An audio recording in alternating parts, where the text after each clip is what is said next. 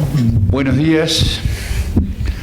Primero que nada, agradecer a Ana Lucía, agradecer a Adrián que hicieron posible que Uruguay retomara la participación en esto. Y bueno, era por allá. Bueno, podemos ir ahí en la próxima, en un par de años nadie nos va a acusar de hacer turismo de congresos, pero bueno, la idea es de alguna manera mostrar al municipio más chic seguramente de América Latina, ¿no? De tener el PBI más alto por metro cuadrado. Bueno, yo soy el director de Descentralización e Inversión Pública, una división nueva en la Oficina de Planeamiento y Presupuesto. La Oficina de Planeamiento y Presupuesto es de esas oficinas que se crearon con las constituciones cepalinas de fines de la década de los 60, como una oficina de asesoramiento al presidente de la República, pero con fuerte impacto en la confección de los presupuestos nacionales, y a partir del año 97 como asesor del Poder Ejecutivo en la política de descentralización. Y esto no es menor para el Uruguay, que debe ser uno de los países de América Latina más centralistas y más presidencialistas a la vez. En ese sentido, para nosotros, cuando lo siento hablar de coparticipaciones, me viene como un escozor, ¿no? Es decir, aquí nadie coparticipa de ningún ingreso nacional, sino que los discutimos amigablemente y bueno, así los repartimos. Uno de los problemas que tenía, y ante la inmensidad de todos ustedes en tamaño de países y de poblaciones, decidí que iba a dar solamente un dato al principio y un dato al final que develara el tamaño: 176.000 kilómetros cuadrados. Esto nos ubica en la tercera parte de España, debemos ser como la octava parte de Colombia. Podría decir que la población con respecto a España debemos estar en 15 veces menos, en Colombia 15 veces menos. Tenemos un PBI per cápita, o teníamos un PBI per cápita en los últimos meses. El dólar se nos ha movido de 17.000, competimos ahí con los chilenos de estar en el principio de la tabla en términos de PBI per cápita. Nos jactamos de ser un país, o de ser los uruguayos, de tener una fuerte vocación por la equidad. Por lo tanto, el indicador entre, digamos, de la distribución de la riqueza y de la pobreza para nosotros es un indicador importante. No en todo el país es igual. Allí de alguna manera se plantea las diferencias entre cada uno de los departamentos, y el índice de Gini en 0,38 también. Tenemos departamentos de 0,30 y departamentos de 0,39. Somos 0,2 habitantes, 0,2 habitantes por hectárea. Eso es una densidad bajísima. Ana Lucía el otro día hacía alguna referencia. Bueno, somos menos, 18 por kilómetro cuadrado. Estamos todos amontonados en Montevideo. Tenemos una población urbana del orden del 94%. Si uno verifica, no hay territorio no insular en el mundo o fuera de las ciudades-estado que tenga esa densidad de población urbana. Quizás Bélgica tiene una situación similar, pero Bélgica entra dentro de uno de los departamentos del Uruguay, también para plantear dimensiones. O sea que población básicamente urbana. Y bueno, hay una división territorial en 19 departamentos. Esa es una división territorial de principios del siglo XX, donde el centralismo montevideano, luego de una guerra civil, 1904, acuerda el Partido Colorado triunfante en esa guerra civil con los perdedores, la división departamental, jefe de policía de un partido, intendente del otro, y bueno, los recursos obviamente en el puerto, todos nacionales. Y aquella los puntitos muestran los municipios. En el color naranja aparecen los municipios creados en el año 2005, en color violeta los creados en el 2010, y el azul en la división departamental indica los territorios municipalizados. El 30% del área del Uruguay está municipalizada, o sea, no tenemos municipios en todo el territorio, y el 70% de la población, debido a que los departamentos de mayor densidad de población son aquellos que tienen la totalidad de su área municipalizada. En términos de distribución de la riqueza o de las condiciones socioeconómicas de la población, un indicador cualquiera, una necesidad básica insatisfecha, pero esto se repite tomando casi cualquiera de los indicadores, bueno, una situación de alguna manera más beneficiosa en los que están en la zona del Río de la Plata, o sea, lo que vendría a ser abajo en la pantalla, y todo el noreste en nuestra frontera con Brasil, con dificultades de pobreza, algo que se repite por otro lado en Brasil. También tienen la situación de extrema pobreza a medida que uno se va alejando de las capitales. En nuestro caso somos vecinos de Río Grande do Sul, que tiene un tamaño similar al Uruguay.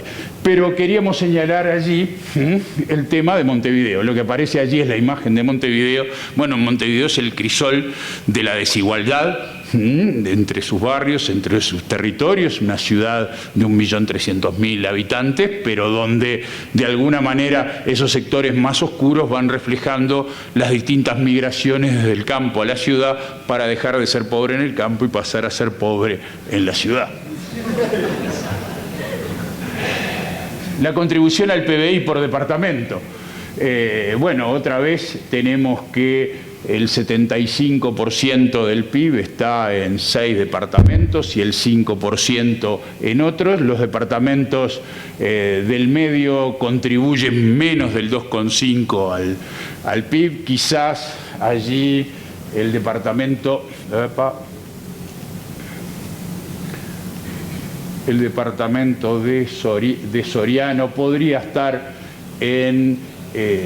agrupado con los de Salto, Paysandú y Río Negro. Acá está el Río Uruguay, acá está la República Argentina. Estos departamentos son de alguna manera los departamentos del litoral, los que nos hacen República Oriental del Uruguay, son los departamentos del litoral y que de alguna manera han tenido el impacto de la soja en los últimos tiempos y un desarrollo agrícola bien, pero bien importante.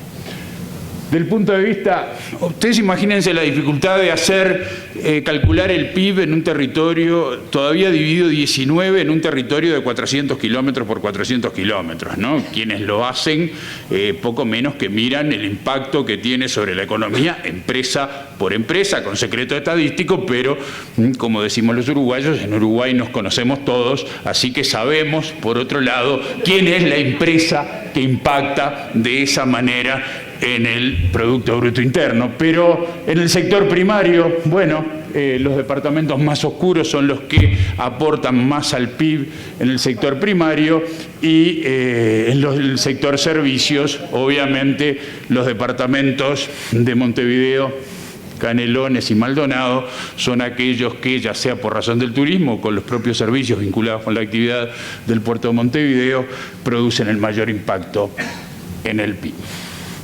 A ver, yo abuso de que yo no soy economista ni contador.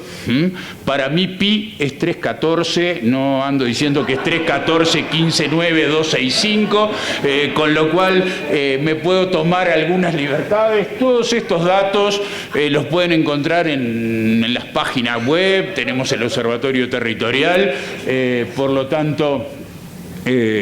acepten esto como una clase que da, abusando que por otro lado es casi nuestra primera participación en estos encuentros. Bueno, el PIB per cápita departamental también presenta enormes diferencias. Las flechitas intentaron indicar la acción de 2 pasteras. Productoras de plantas de celulosa, una de ellas nos une con los hermanos argentinos. Acá tenemos en Río Negro.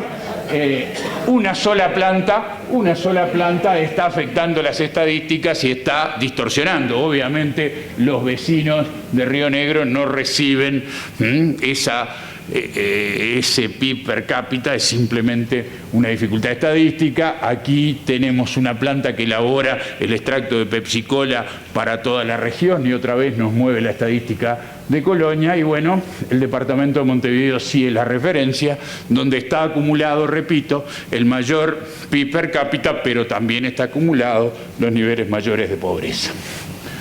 Bueno, los gobiernos departamentales están conformados por una junta de 31 miembros y un intendente que tiene la mayoría. El que gana se lleva 16 votos.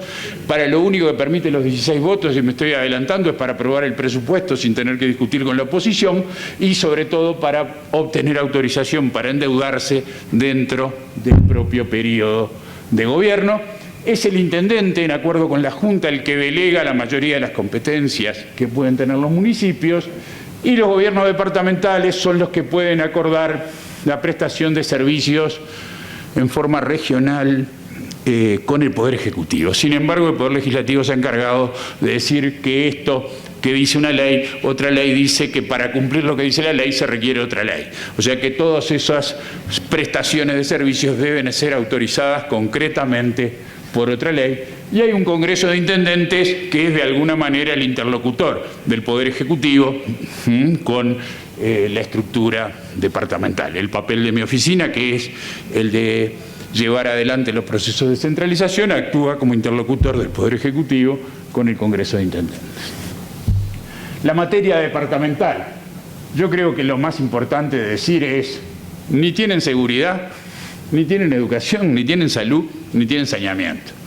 Con lo cual, si uno dice que los departamentos o la estructura organizativa de los departamentos anda en un 2% del PIB en términos de impacto, hay un 7,5% que esos sectores le están sacando, que los tiene directamente el gobierno nacional y que, como decía Adrián, son para nosotros políticas que el gobierno nacional hace en los territorios. Si yo hago el discurso que hizo Adrián hace un rato, a mí los intendentes me matan directamente, porque yo voy, sin embargo, les digo todo lo que hace el gobierno nacional en el territorio, que salvo por la acción de la Armada no tiene otra oportunidad, ¿no?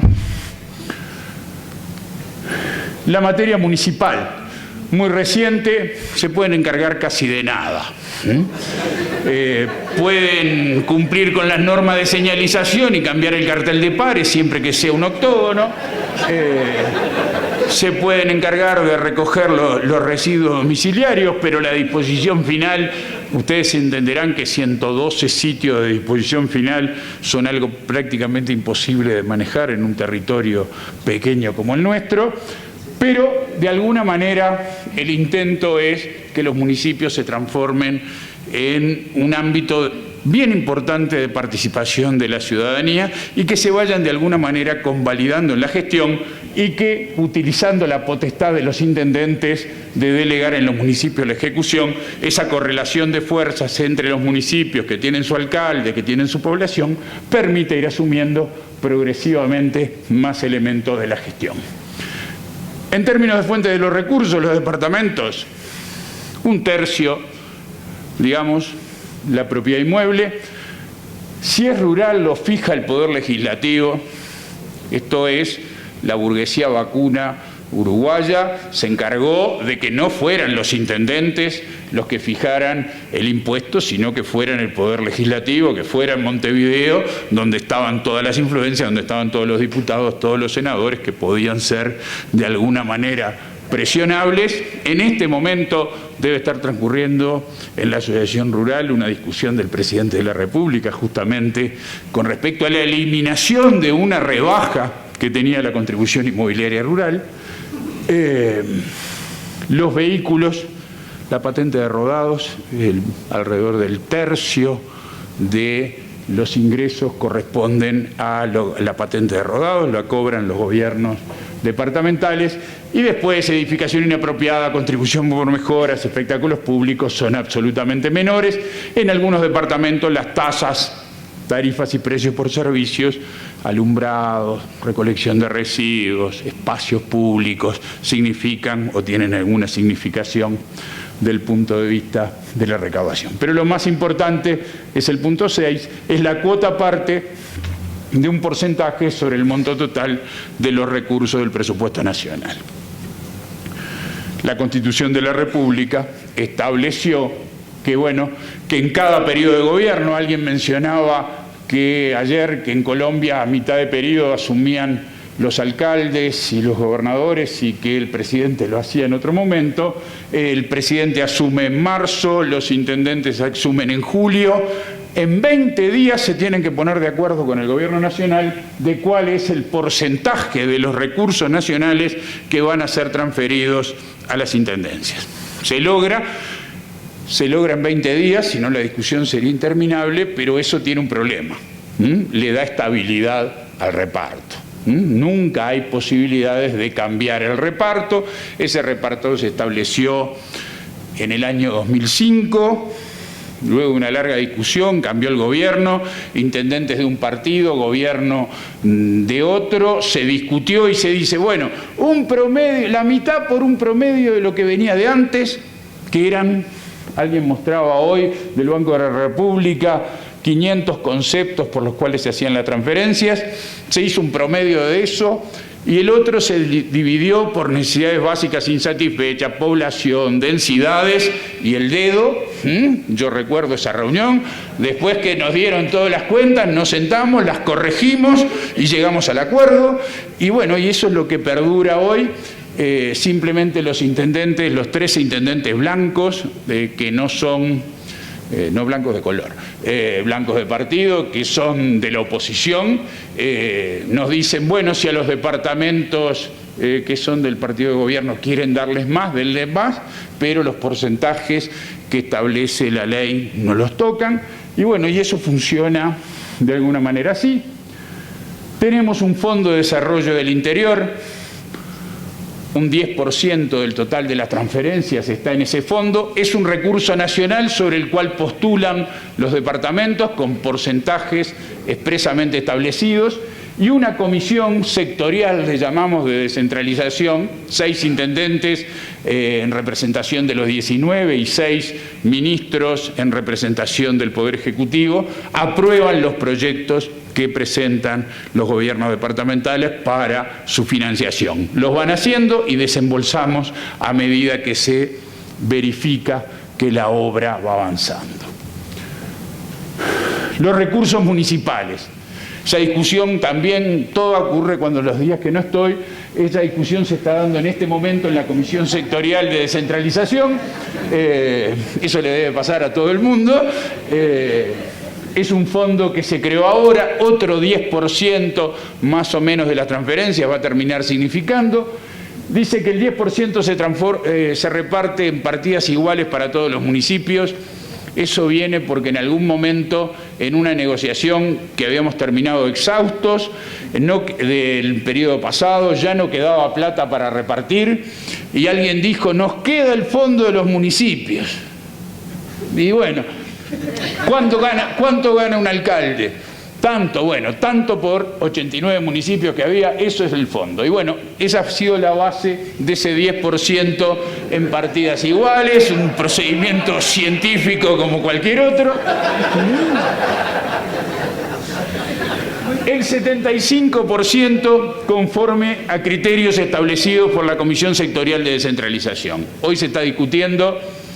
Queremos que el 40% de ese 75% tenga en cuenta o se reparta en función de las necesidades básicas insatisfechas de la población de cada municipio.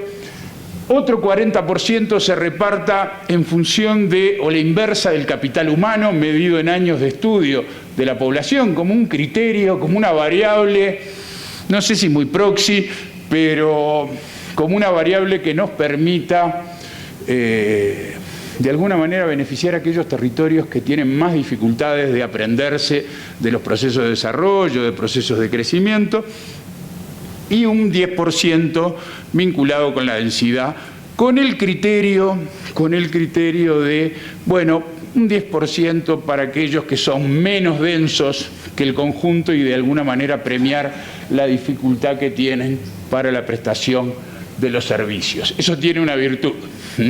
Aquellos... tiene una virtud o no.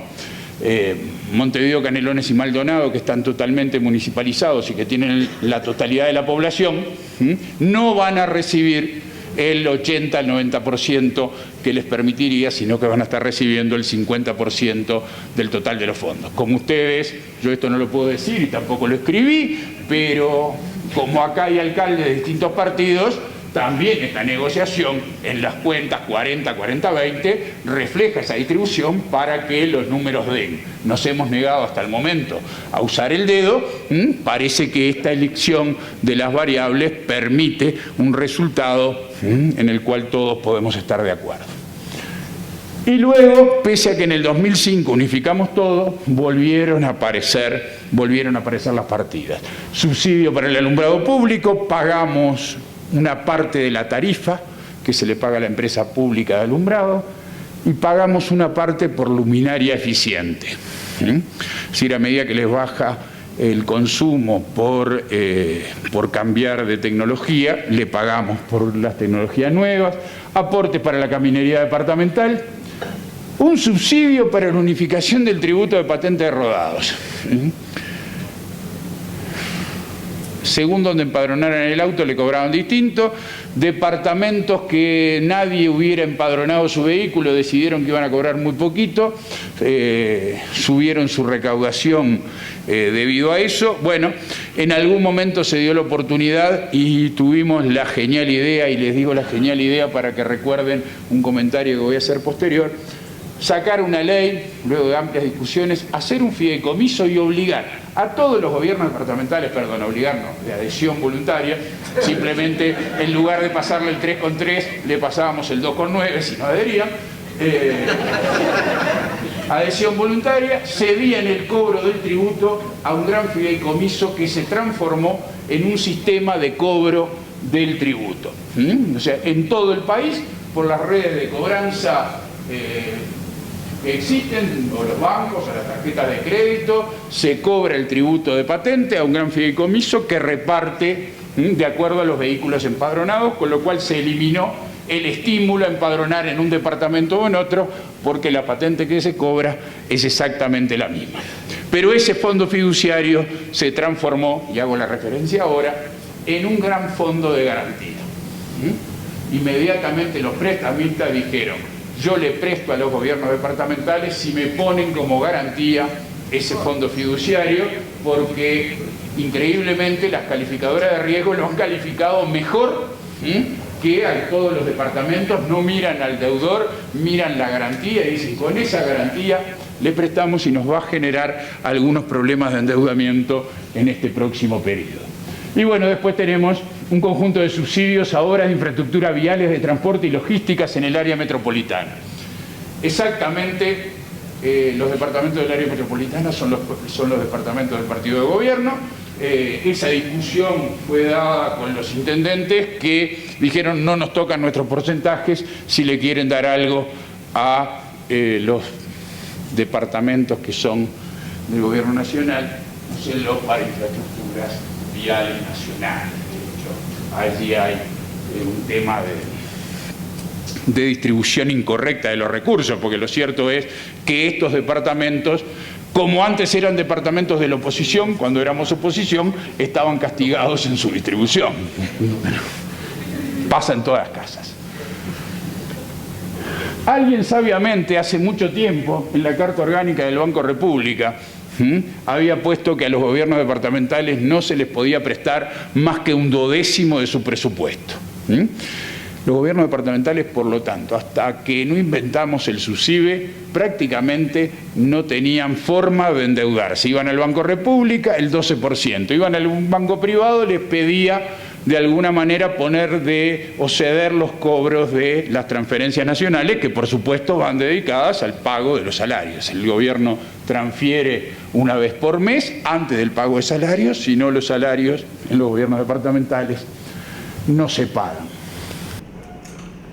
Los gobiernos departamentales no pueden emitir títulos de deuda, no pueden tener préstamos con gobiernos con gobiernos extranjeros ni organismos multinacionales. Si tienen mayoría absoluta de la Junta, pueden obtener un préstamo con el Banco República. Y un fenómeno nuevo, en la dimensión uruguaya hay prestamistas con 20, 30, 40 millones de dólares que aparecen como prestamistas diciendo, bueno, me haces un fideicomiso, me pones de garantía el cobro de algo y te presto dinero. Se nos está yendo de las manos eso y estamos justamente en un proceso de monitoreo, por lo menos para que en una página web esté claro quienes no pueden obtener más financiamiento porque no tienen sustentabilidad en el pago.